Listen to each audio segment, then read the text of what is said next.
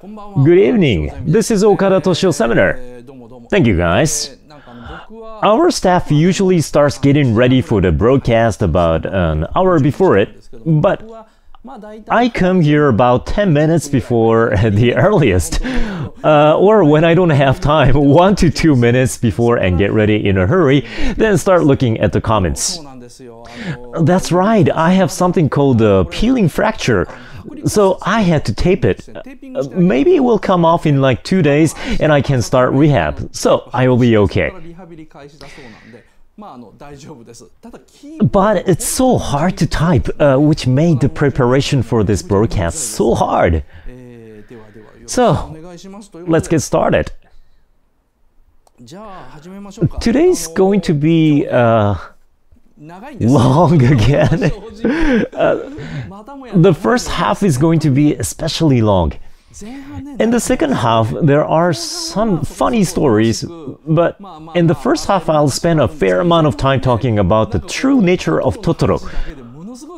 So, if I don't go fast, the free part will get longer and longer. It's not gonna be funny. So here's today's rundown. The order is 3 monsters, then what Cat Bus is. So today's topic is My Neighbor Totoro, okay? What are Suit Sprites, Totoro's true identity, Grave of the Fireflies, which traumatized Hayao Miyazaki, truly erotic and controversial Totoro, and I will end with a conclusion. The free part will cover up to Totoro's true identity. Now, My Neighbor Totoro is a work that Miyazaki himself said in an interview as the most logical work he's ever made. But Miyazaki is not the kind of man to talk about such things. He said this movie was made logically to the limit. Miyazaki made it seem like it was made intuitively from the beginning to the end, but in fact, he made it using logics to the maximum degree. So, what was so logical about Totoro which led him to make such statement? Today's title is My Neighbor Totoro Children Shouldn't Know About. I think that children should just enjoy it without thinking about the hidden meaning. Seeing the children having so much fun in theaters, I really think kids don't need any logical thinking to enjoy the movie. And after all, My Neighbor Totoro has a great influence on children. This was what I thought when I went to see Totoro with my 4-year-old daughter. There was a scene where protagonists bite into the whole cucumber, then my daughter wanted to imitate it.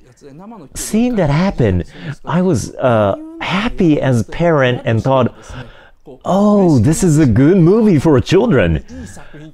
So for me, Totoro was a good movie, not so much in the perspective of children, but more for parents to show their children. So it's good for kids to watch it without thinking too much, so this lecture is targeted for adults, that they can secretly enjoy. First of all,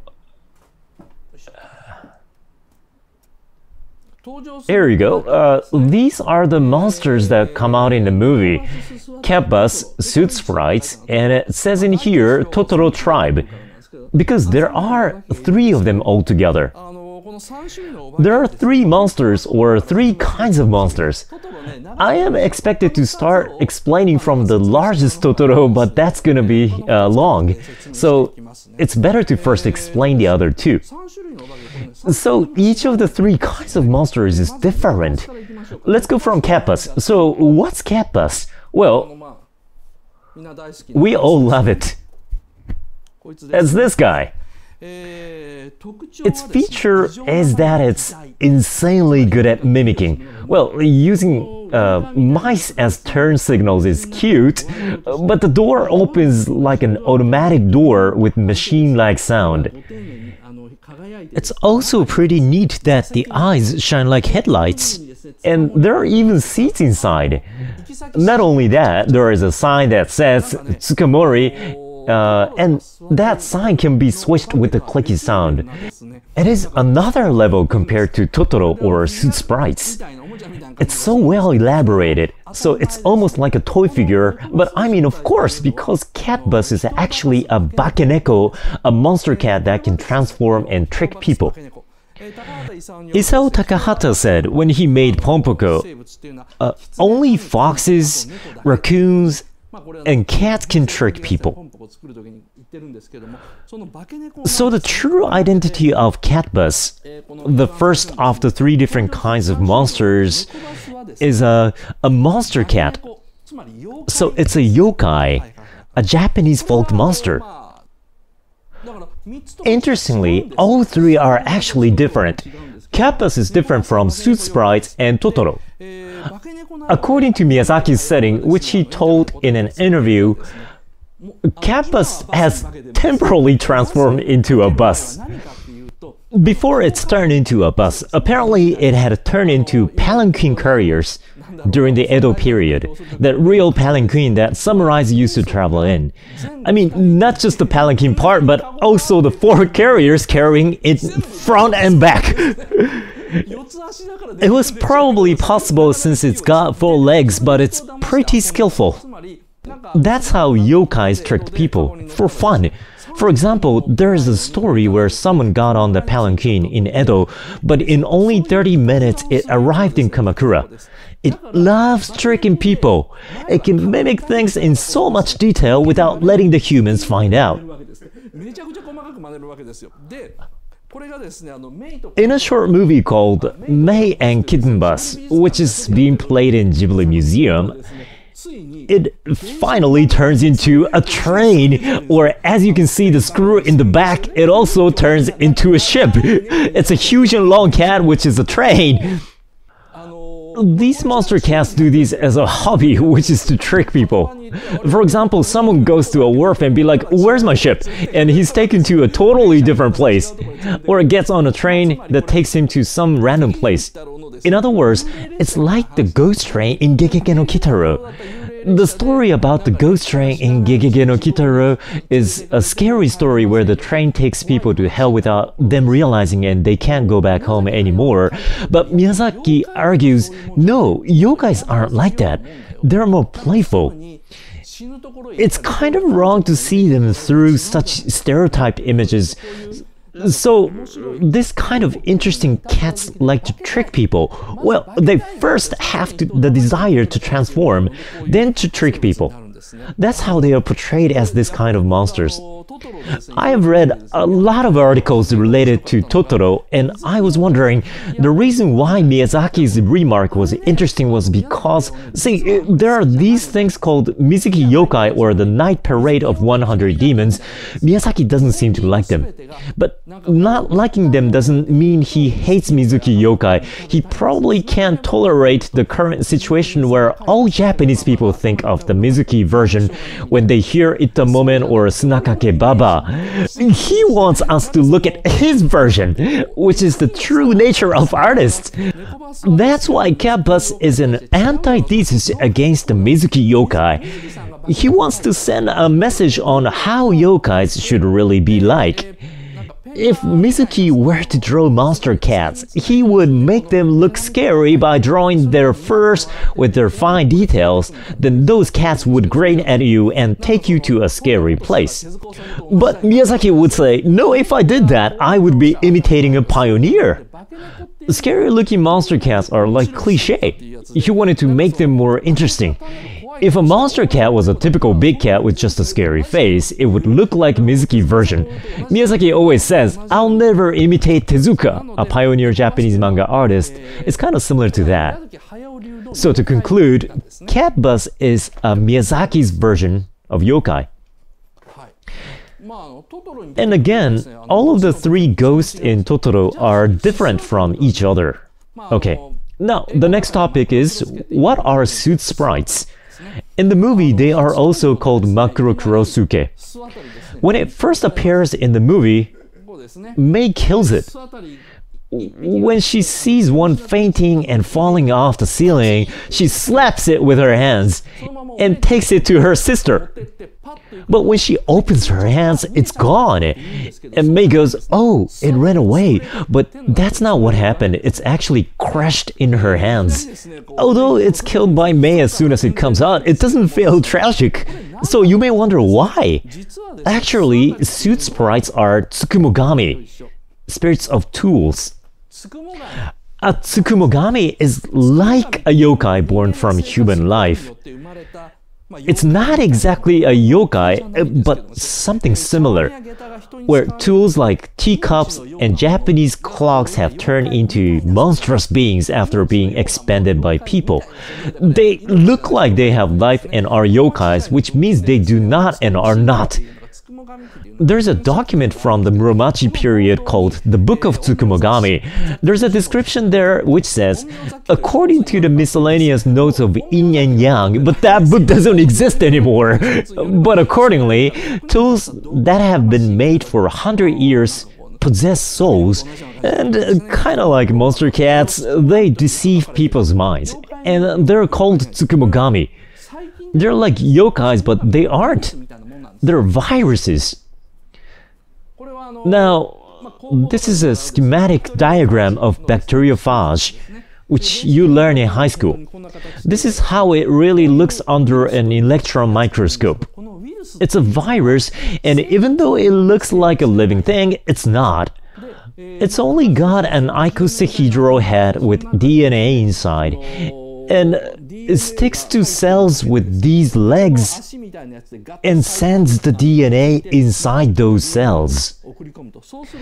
Then the bacteria also turns into a bacteriophage. This is a tremendously mysterious creature.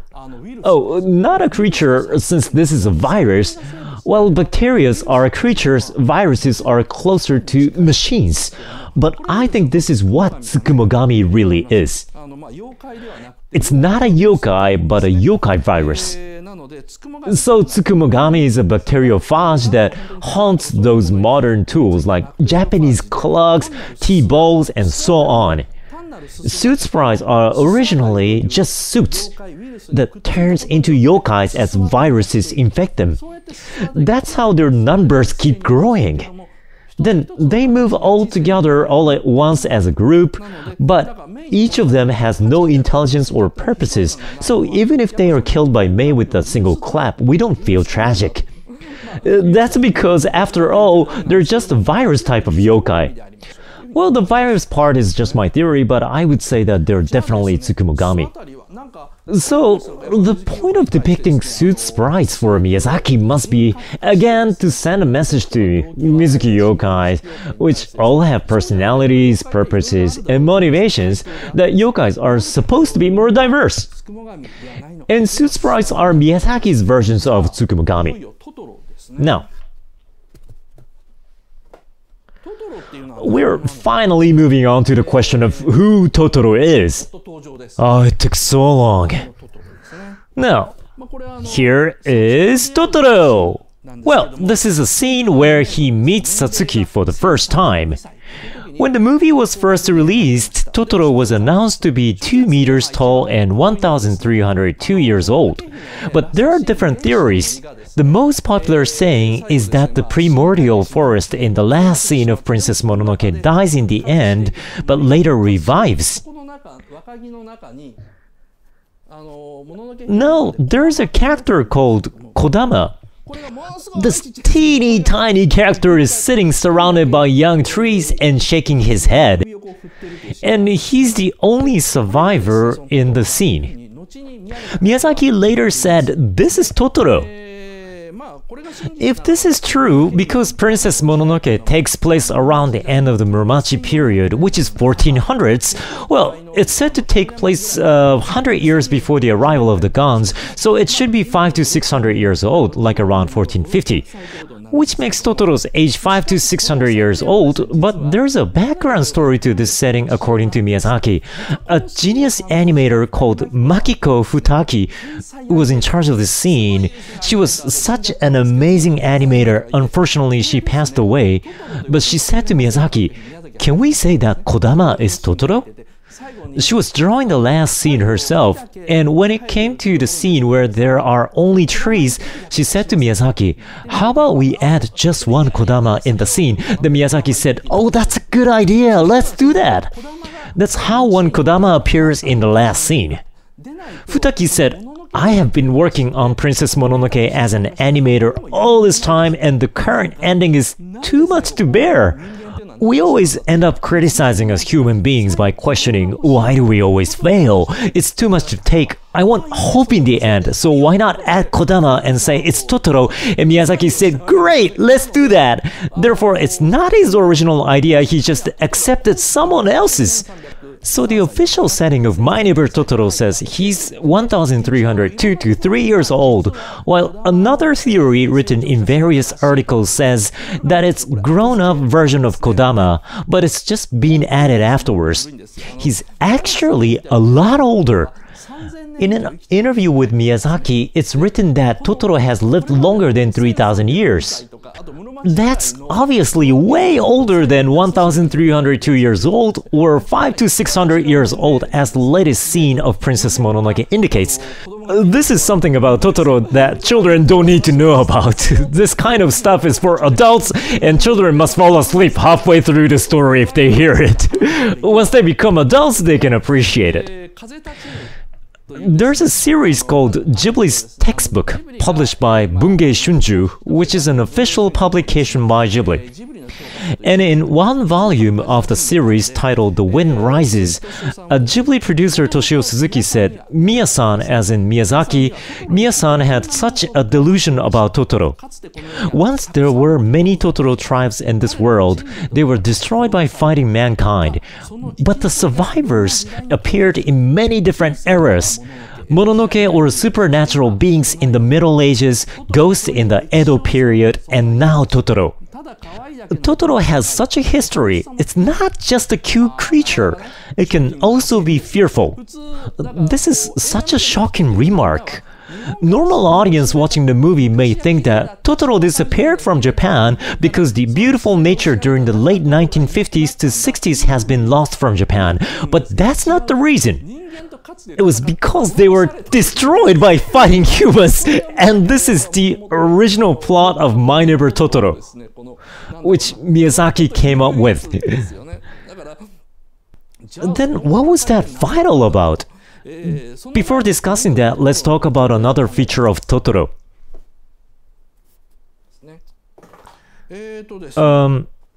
Oh, I actually have to hold on to this.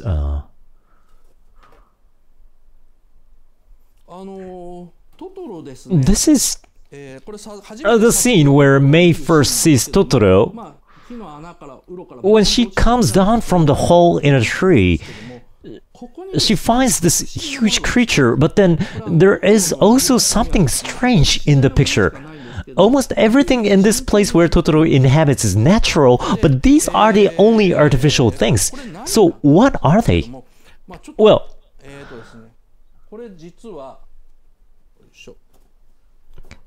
I will show you a close-up shot later, but these are pottery from the Jomon period, and he actually uses them. I'll talk about this a little later. Totoro is such a strange creature. He doesn't use any tools, but he has Jomon pottery for some reason. Besides this one, there are more mysteries about Totoro. For example, in the scene where Satsuki meets Totoro for the first time, he just stands there, still, as if it's daily routine. He rather looks bored. It's because Totoro uses this bus every day. Cat bus is a regular bus which always arrives at that time. That's why Totoro seems bored. Miyazaki explained the reason for this. He wanted Totoro to behave like an ordinary old man waiting for a bus every day at the same time at a bus stop. That's why he intentionally wrote on the storyboard, this old man. That's how normal it is for Totoro to be there, that he uses that bus every day. In other words, it's not the first time for Satsuki to see Totoro or to meet him, but they just couldn't see each other at all. Satsuki must have passed by him around this bus stop almost every day, but they have been invisible to each other. Miyazaki wrote a cautionary note very carefully and repeatedly at the drawing stage. It said, please make Totoro's eyes out of focus. For Totoro's facial expressions, please make sure that they do not meet Satsuki and Mei in the eyes. He has to look like he's not thinking about anything. People shouldn't be able to read his mind.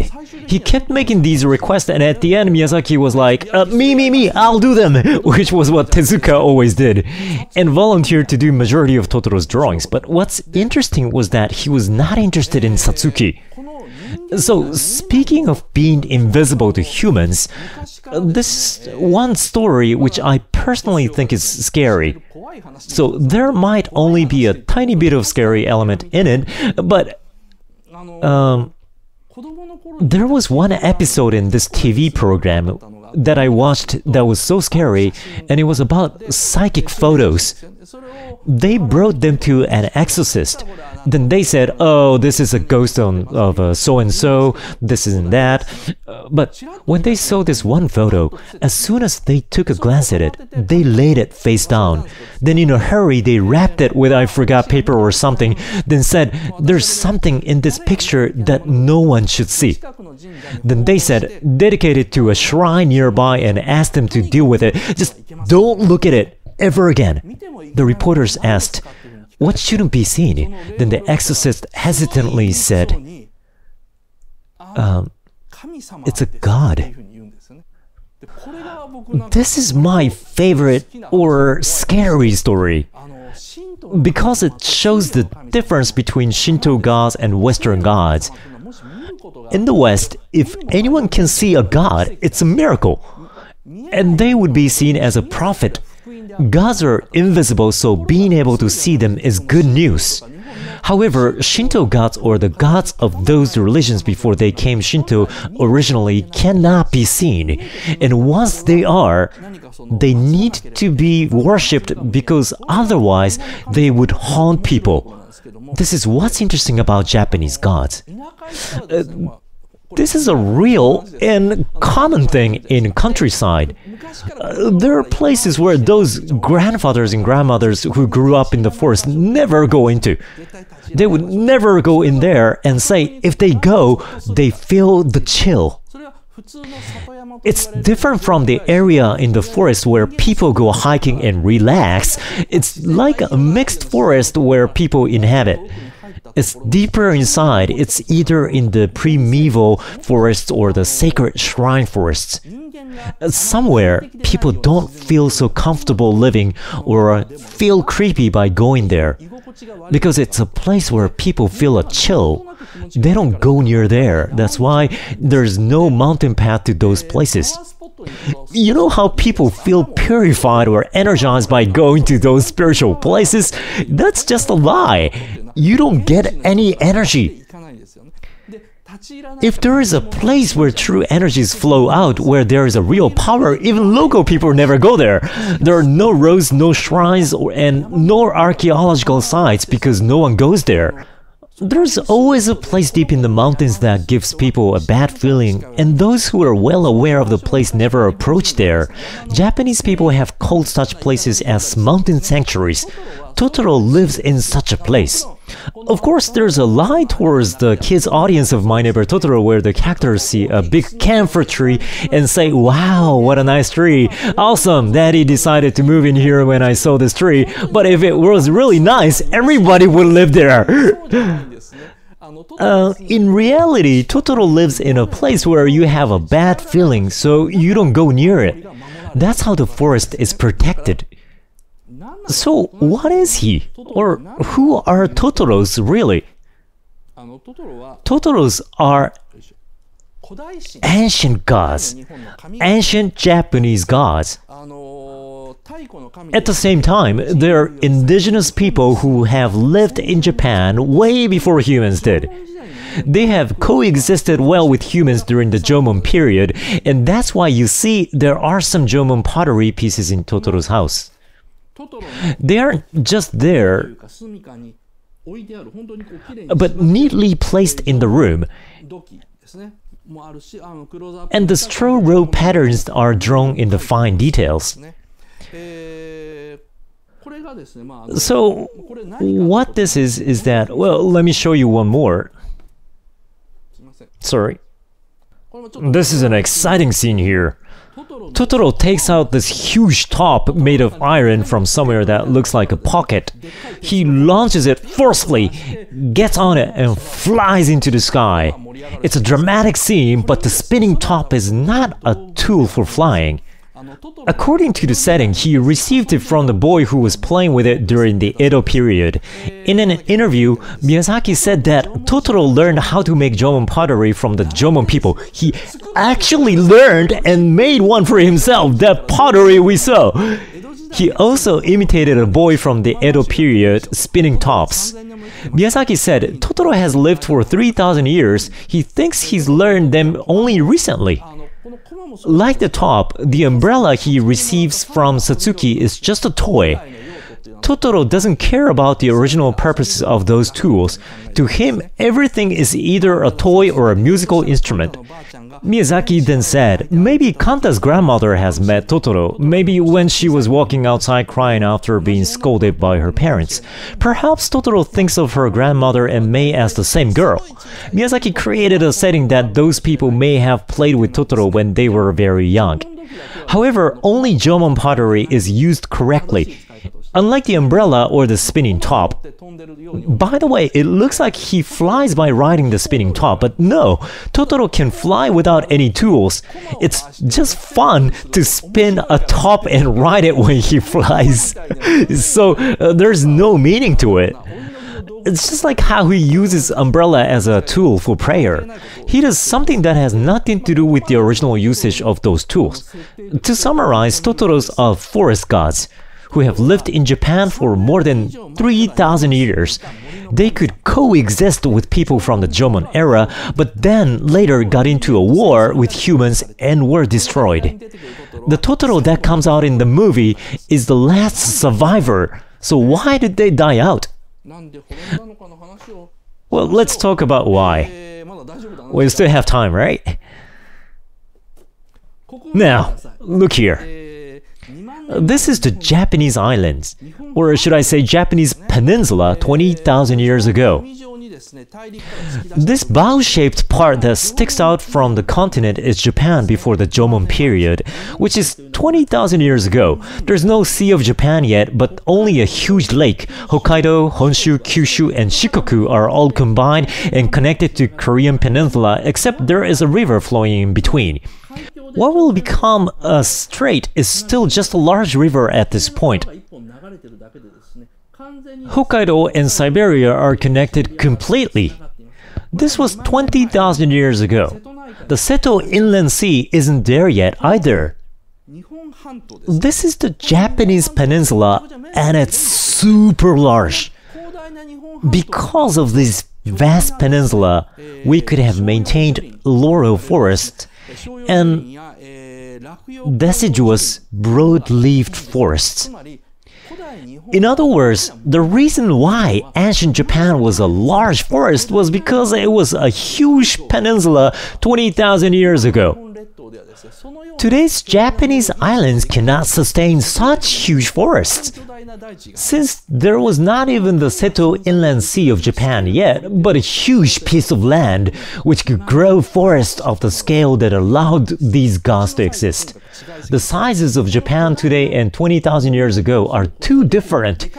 Because it was a huge land that could hold huge forests, the gods of dogs and the wild boar gods who appear in Princess Mononoke could exist there. Do you remember Okoto, the leader of the wild boar god? He came from the west Kyushu region. But in Princess Mononoke, Okoto laments for the current situation. He commented, "Look at my tribe. We grow small and we grow stupid." In reality, Okoto and his tribe were not destroyed by losing a war against humans. The reason why they were destroyed was... Now, I have to talk about this. This is the difference between the average temperature from 10,000 years ago until today. But you see how the average temperature was lower by 5 degrees Celsius back then. But at around the beginning of the Jomon period, the temperature went up to 7 to 8 degrees, which would be around 2 degrees higher than now. So what happened 10,000 years ago because of this change? Seawater shrinks if it's cold and expands if it's hot. In other words, the reason why sea level rises when the earth becomes warm is not because the ice melts, but the sea itself slightly expands due to the increase of the temperature. So what it means for the earth to be 5 degrees colder than now was that the sea level went down. So the Japanese islands, well, in this case, the whole Japanese peninsula rose up from the sea. But as you can see on the chart, 7,000 years ago, the temperature boosted all the way up to 7 degrees. It's said that as a result, the sea level was increased by 100 meters. In other words, a great part of Japanese land went underwater a long time ago. As a result, the Seto Inland Sea was formed. While most of the huge forests in Japan that nurture the ancient Japanese gods, such as the Totoro tribe or wild boar gods, sank into the sea. Most or the pretty much half of the land has submerged into the sea, and Kinki region got flooded. We often say, oh, this area used to be underwater, but that's due to the rising temperatures between 6 to 7,000 years ago. By the way, have you ever heard of Kikai caldera? We know the specific year, 7,300 years ago. It's a volcano off the coast of Kagoshima Prefecture in Kyushu region. It's been said that magma has accumulated there once again, so it's dangerous. Anyway, there was a huge eruption of Kikai caldera 7,300 years ago. This was such a great eruption that would have destroyed the entire human race if it were to happen again. It's said that it wiped out the whole civilization of the early Jomon period. Well, I'll talk more about this when I discuss Princess Mononoke. But the reason why Okoto and the wild boar gods became smaller and smaller as they moved up from the west is because there was a large eruption of Kikai caldera. It's like the second impact of Evangelion. As a result, Kyushu became no longer habitable. And just like how the early Jomon civilization was wiped out, Okoto's tribe moved towards the east all at once. At the same time, the amount of sea level rose, and finally, a strait was formed between Korea and Japan. As a result, the Sea of Japan was also formed, where the warm ocean current streamed into. Mamiya or Tertiary Strait was formed in the north, and cold water entered in from Siberia, which created the warm current. As a result, there were now heavy snowfalls along the Sea of Japan, where the snow piled up high. Then Japan became warm for the first time in history, surrounded by more seas, and rice farming started. As the rice was mass-produced, what happened was, forests were cleared and became rice fields.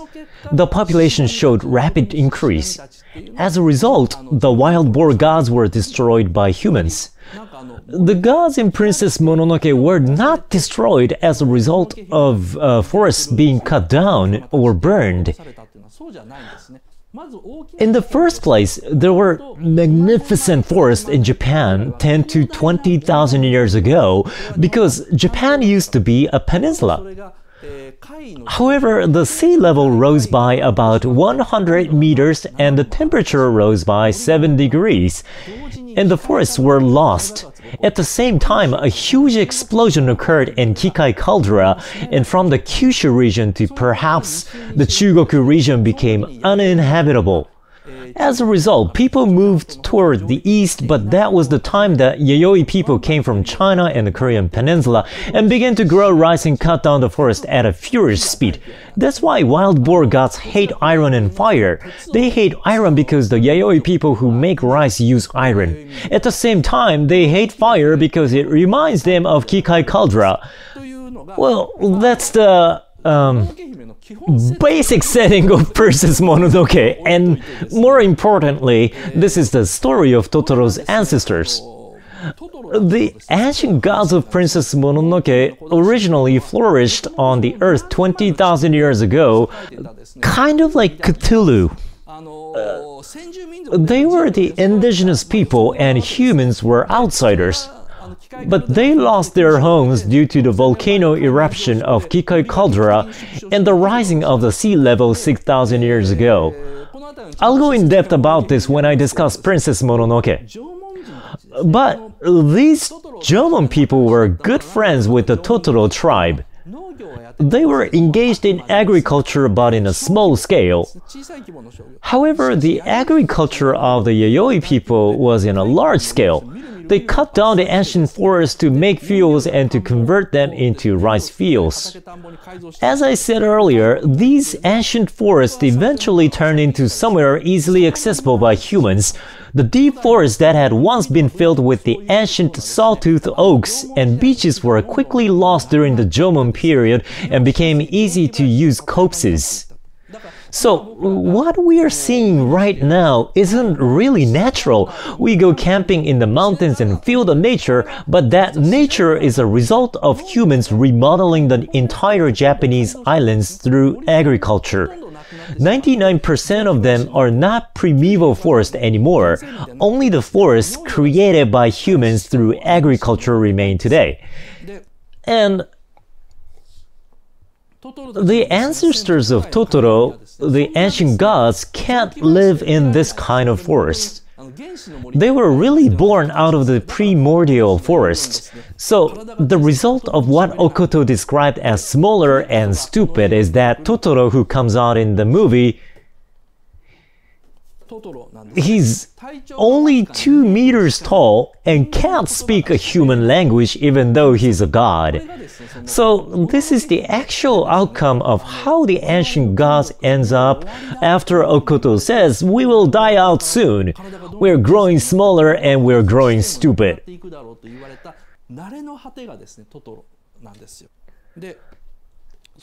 But instead, they learned to coexist with humans. Specifically, they started eating acorns and living quietly in sacred shrine forests near the outskirts of the countryside, and learned to make pottery from the Jomon people and spinning tops from children in the Edo period.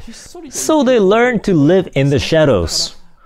That's why I assume that as a result of the Great War 700 years ago, which I call the Great Mononoke War, the descendants of the ones who were defeated still live quietly all over Japan, like Totoro in Tokorozawa City. So he's kind of like American Indians who were exterminated by Westerners. He's similar to that kind of indigenous people who lives hiding from the Yayoi people like us who grow rice. So once again, let me quote producer Suzuki's words in the volume of Ghibli's textbook, The Wind Rises. He said, "Miyazaki-san and I originally had this delusion about Totoro.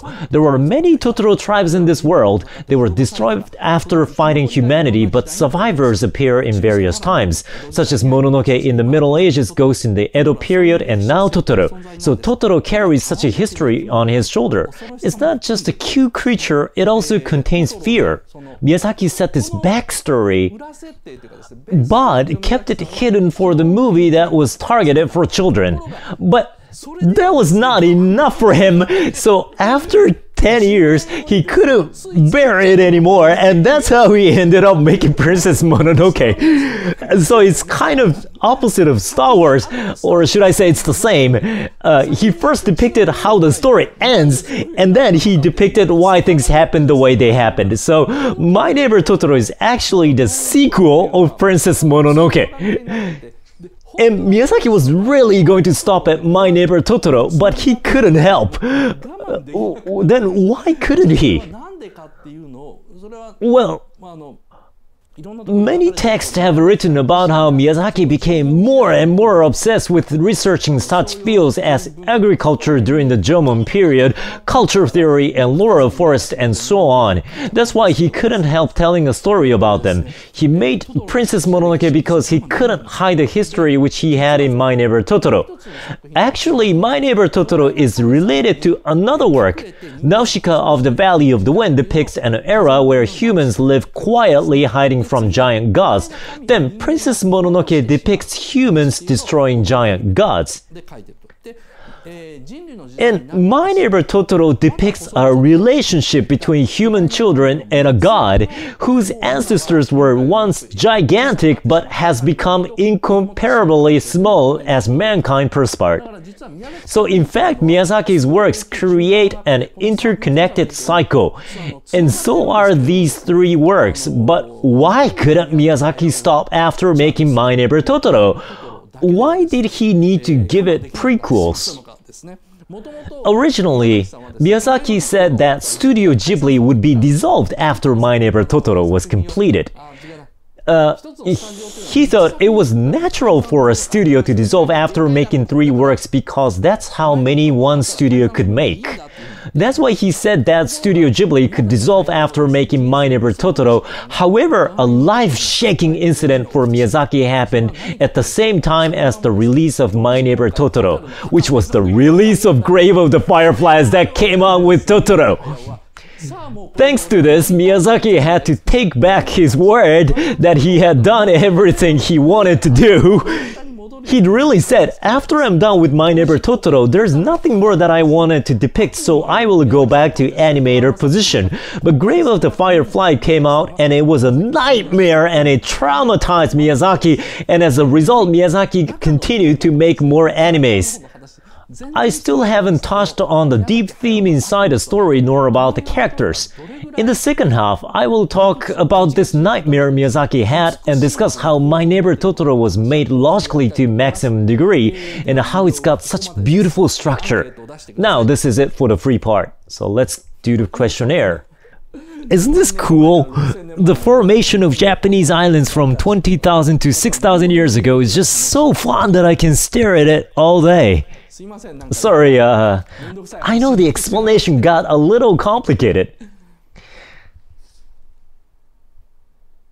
Okay, now, can I have the result? Next week, so this is the rundown. I'll discuss something called the Sesame Credit. In China, this has been a real hot topic these days and caused a huge controversy. The issue was that what will happen to our economy activities, especially the evaluation economy, in the future. So that's what I will talk about, but I'll try to make it casual. Then the week after that is Homo Deus. That dude, so he wrote, what was it? Sapiens, A Brief History of Humankind. His latest book is about how humans are finally becoming gods. It's pretty interesting, right? And on September 23rd will be about so-called the future of Miku marriage, and I'll talk about a guy who married a virtual character, Miku Hatsune. He's been on the internet news nowadays. I'm scheduled to go visit his house, talk to him, and ask him to show us many things at his place. I actually see this phenomena quite positively.